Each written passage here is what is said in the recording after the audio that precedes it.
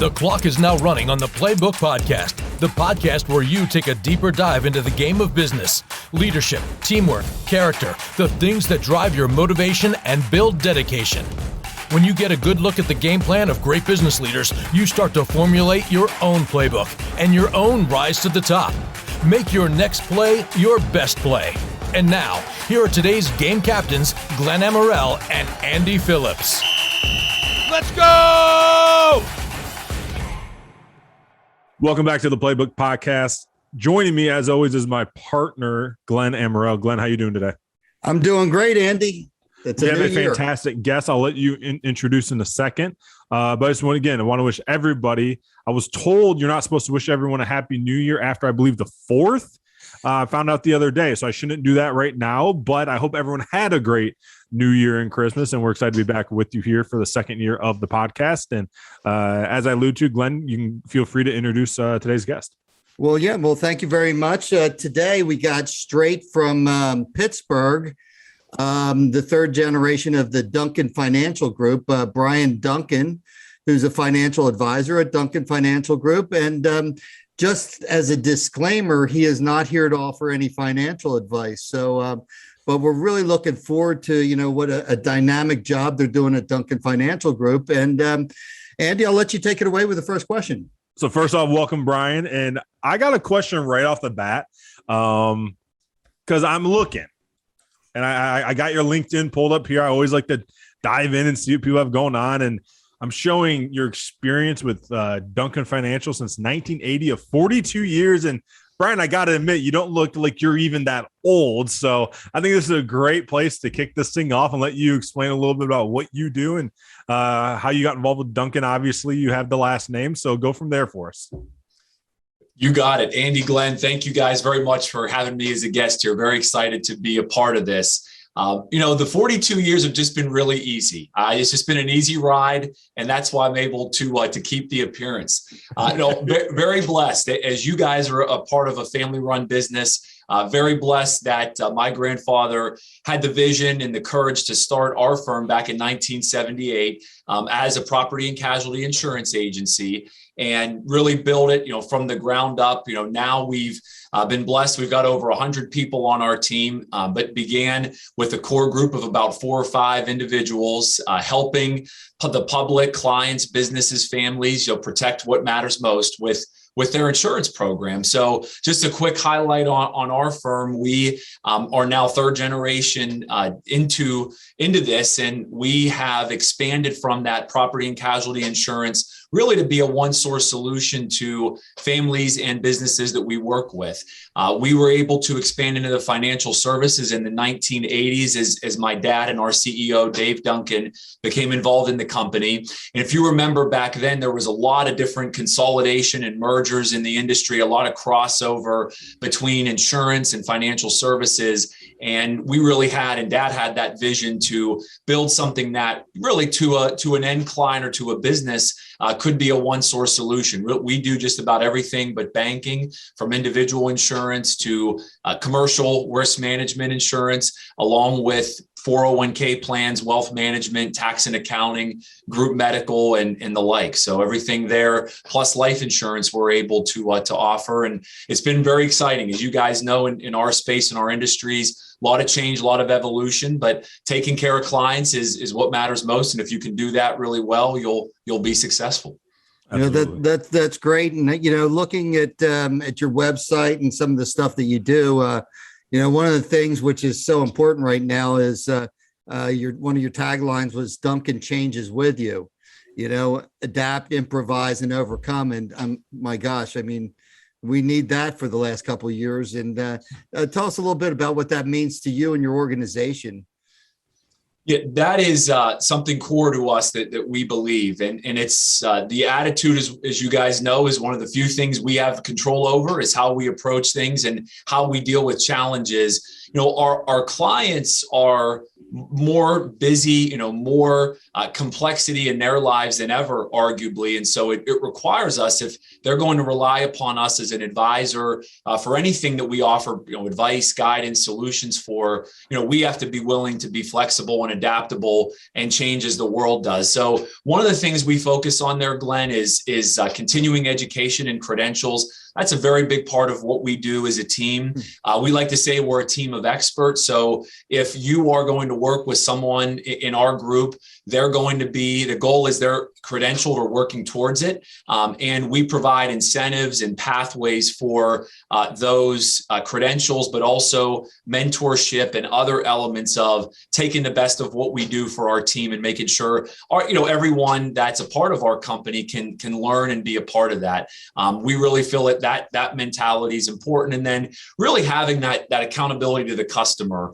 When you are committed to finding that right solution or being of service to the customer, along with that is that commitment to changing and adapting as they need you to. And by listening to clients and what their needs are, we're able, I think, to, in a lot of ways, maybe offer something differentiated than the competition, because we're able to get ahead of, and that independence allows us to be more flexible with what we deliver and how we do it.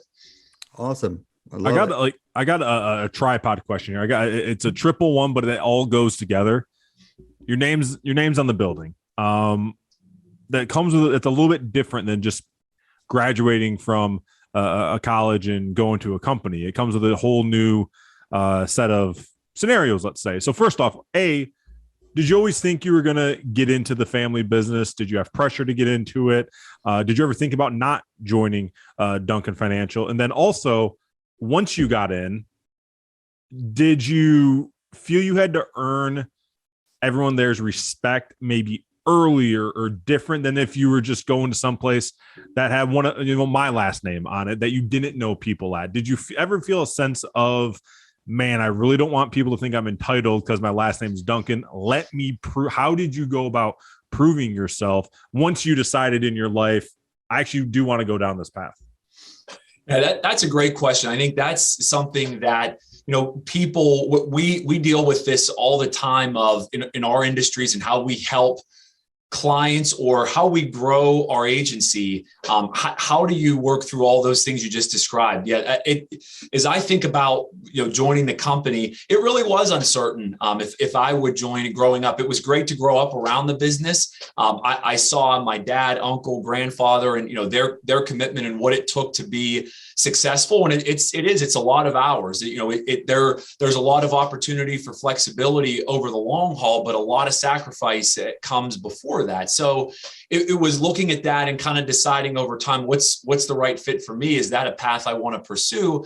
And as I got into college and was able to engage in some finance courses and going that direction, I really did begin to fall in love with the world of finance, but also maybe the side of finance where you're helping people, you're relating some complex things to simple, or you're helping people retire, plan for the future, protect what they're looking to protect. So it was always, between Dad and I, it was, hey, if this interests you and you'd like to be a part of it, it's an opportunity, but we don't want to have you do anything you don't want to do. And it was nice. I was able to intern with our information technology director today, going back 15, 20 plus years ago. And it was nice to really get a ground floor view of how things work and the relationships and the importance, obviously, of technology and how all that fits together. So it was, I joke that I was the number one employee in the information technology department. It was a department of one,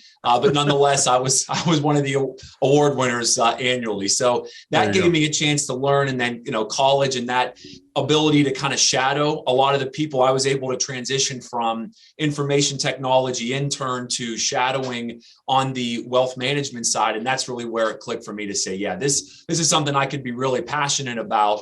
And then coming in, it really was important to me. I think everybody's wired a certain way. And to me, it just was very important to not have that look or feel of entitlement. I know in some ways, that it's always somewhat there, and it just comes with the territory, which is understood because you have the opportunity. But to me, I really try to hold myself accountable to say, you have to make the most of this. You have to maximize this.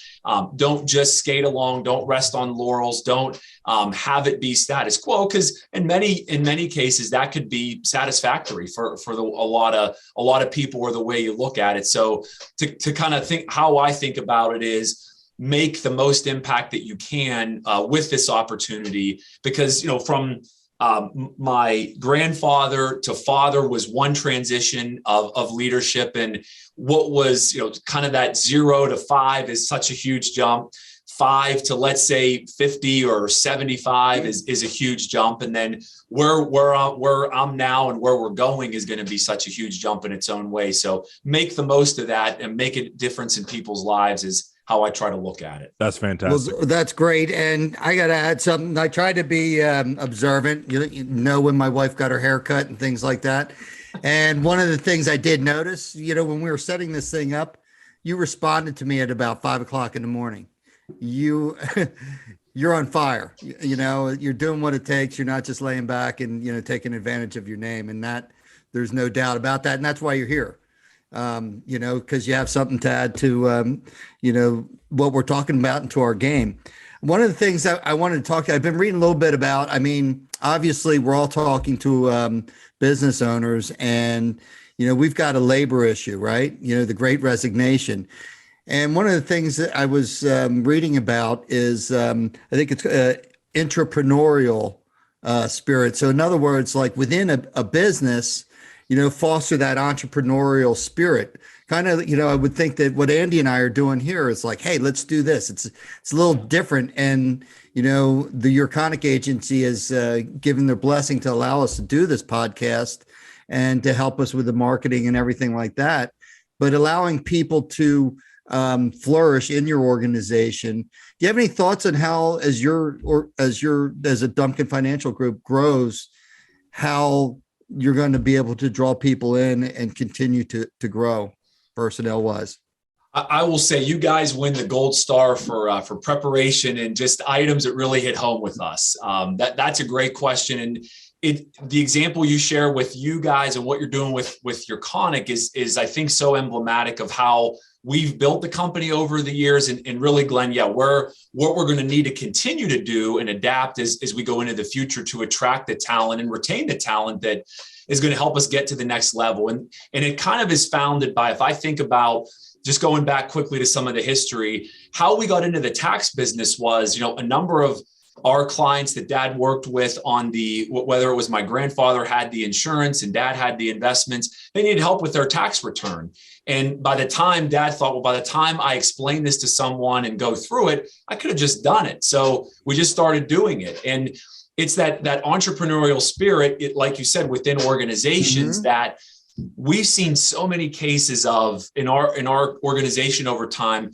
Someone had an idea. They understand where we as a leadership want to go, where we want to get to, and they make that their own. They think about, well, how could I do this? And they pursue the path. And what I love about that is we're not always prodding along or saying, here's what we think you should do, and here's how.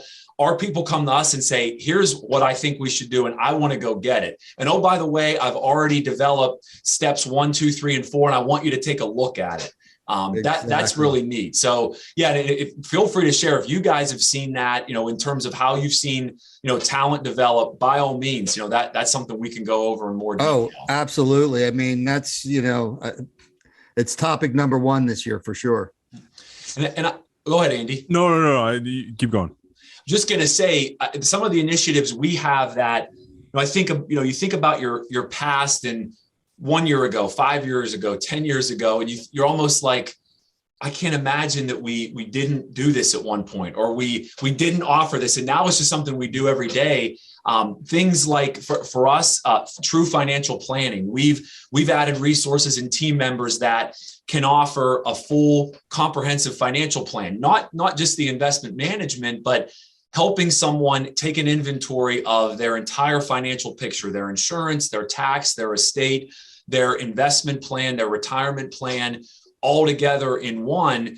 We would do that over time as clients needed it to, but now we actually have a full offering that has a team and a process and a structure that's able to help people. Some of our best ideas and our best programs were really the genesis of the ideas of our team members. And that's what we've always been a company of, go, run, sponsor it. Like you said at the Yurconic Agency, hey, we're happy to support this because we see it gets us further to our vision and mission. And we're just, so proud of the people. And you guys know, the people that come up with those ideas are absolutely the people that you want on your team. Those are the people that are committed to growth and like, hey, we're not going to get it right every time, but we're going to come out so much further ahead taking that approach. Absolutely. So my favorite show on TV right now is Yellowstone. I'm not sure if either of you watched that. I watched a little bit of it.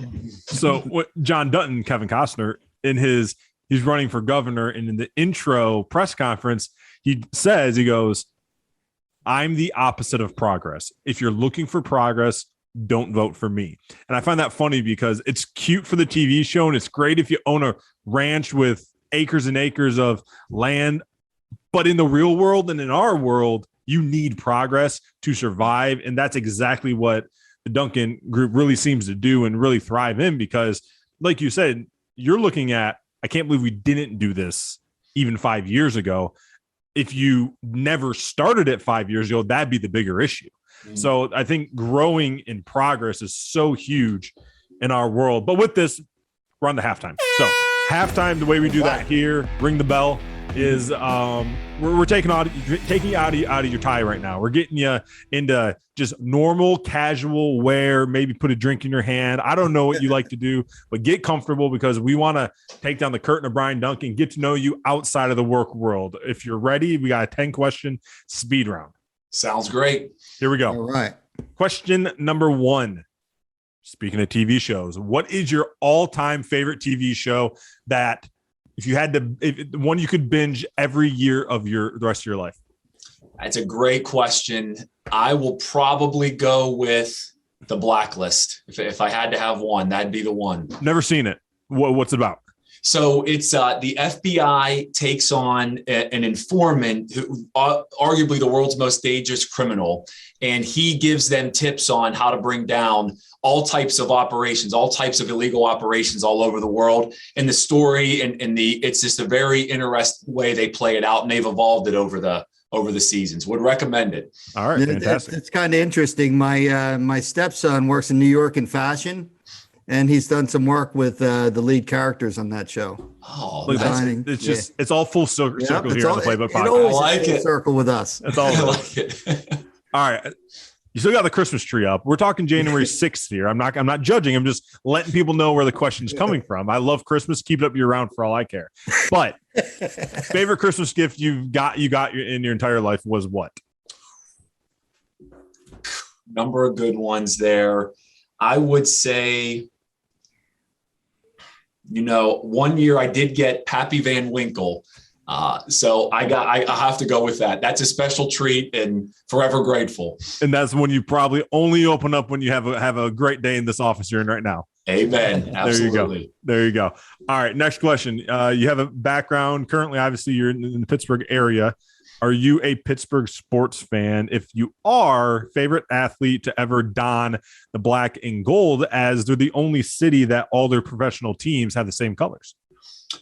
A fun fact, there are so many to choose from. I think one of the more inspiring ones, I would go with Troy Polamalu. Would be one of my favorites. So kind of my generation, all-pro, class act, all around. Just absolutely. I love it. Now, let's take you back. Now you're in college and you say, you know what? I appreciate it, Dad. I appreciate it, Grandpa. I'm going away. I'm not going to join the Duncan group. What would you have done, do you think? I think I would have stayed on the course of information technology and been more on the data science side of things. That's kind of the trend line I was going at, and moving west. I was probably going to be at these Pittsburgh winters. At 18 years old, I don't need this anymore. I'm heading west, and that's that. Okay. All right. I like that. All right. So now you're talking about Pittsburgh winters, which means I'm sure you're a guy that likes to plan a vacation in the winter so you can kind of get away from it. Talk to me real quick. If you could go one place you haven't been, where would it be? For vacation, not to live. Yes. So vacation, I've heard great things about Turks and Caicos. Never been there. And that would seem like an ideal January, February place to be. I like it. I haven't been there either. I've heard great things. Yeah. All right. Sign me up. Go ahead, Glenn. I said, sign me up right now. I'm ready to go. All right. So the podcast is off the Turks and Caicos. Thanks for listening, everybody. All right. We're out. Mike, we're out of here. All right. I like asking this one just because I'm curious. You're in Pittsburgh, especially. I'm sure you get these. You know, we get them out here. You're walking by your window. It's the morning. Got your coffee in your hand. No one else is awake. You look outside, and about 10 feet outside your window is a bear. What would your first response to that be? Would it be number one, hide so he doesn't see you and try and come through your window? Would it be number two, I'm getting out my phone and taking a picture of this? Or would it be number three, start banging on the window, try and scare him away? What would your first reaction be? As I imagine all three could happen. Yeah, if I could take maybe a twist on two, I would strategically hide myself while taking the picture. That'd be the goal. So you'd be doing like one of these. That's you on the money. I love it. All right. What is, everyone talks about the national pastimes, of like baseball, football. Forget sports unless it is for you. What would you say the Duncan national pastime is? What's a tradition that you guys enjoy, you guys like? I know some families love the 4th of July and they do it up better than anyone. Some people like to go fishing. What is the national pastime of the Duncan family? Yeah, coincidentally, it is sports related, and it's golf.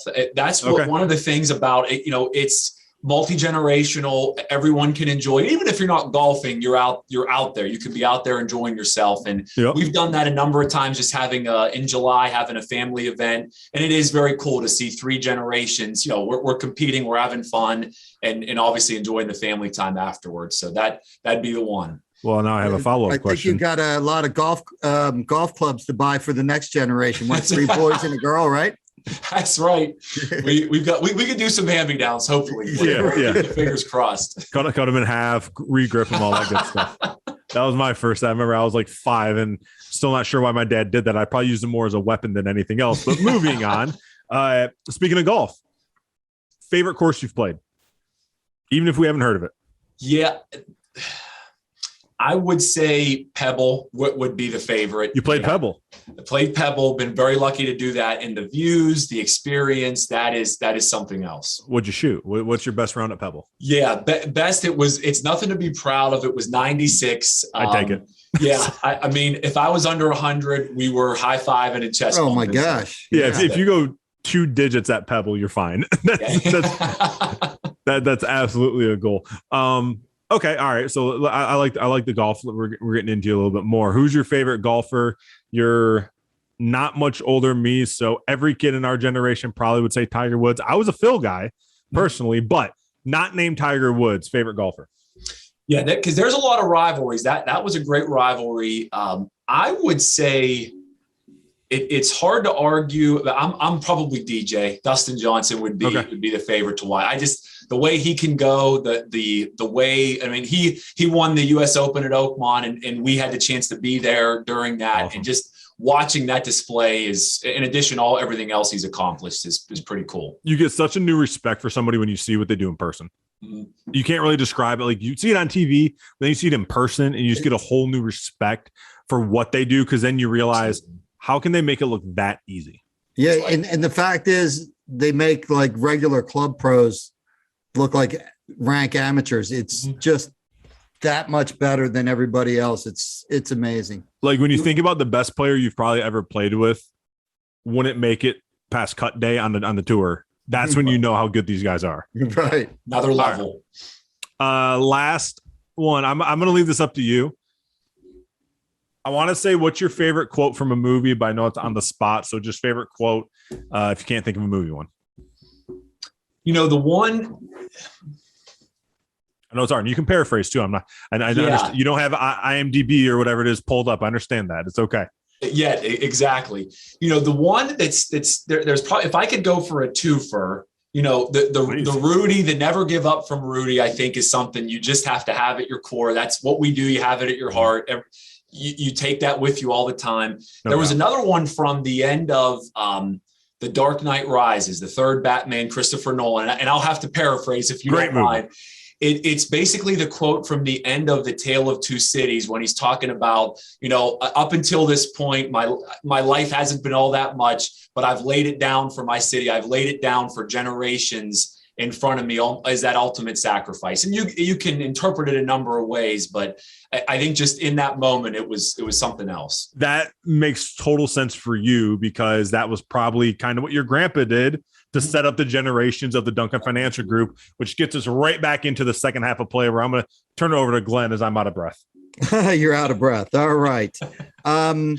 So basically, looking at, doing our research, I see that you're huge in the community out in in your Pittsburgh area. How important is that to you as an organization now and going forward? I think, we all need to show a little empathy and put our hands out to the people that are really suffering. I mean, because some of us are very fortunate. And, I know like the Yurconic Agency does here in the Lehigh Valley and beyond. You do a tremendous job. Tell us a little bit about that and what it means to your organization and your community. It's so important to us to be involved positively in the community. Dad and Uncle John, and I know Paps, would share, when we began, we had very humble beginnings with our agency. And there were a lot of people who gave us their trust and their confidence in their business before we were a well-known established agency. And we've really taken that thanks to heart because of all the support that we've had from our community over the years. The way that they've always supported us, we feel like it's something that's important for us. It's something that we want to commit to.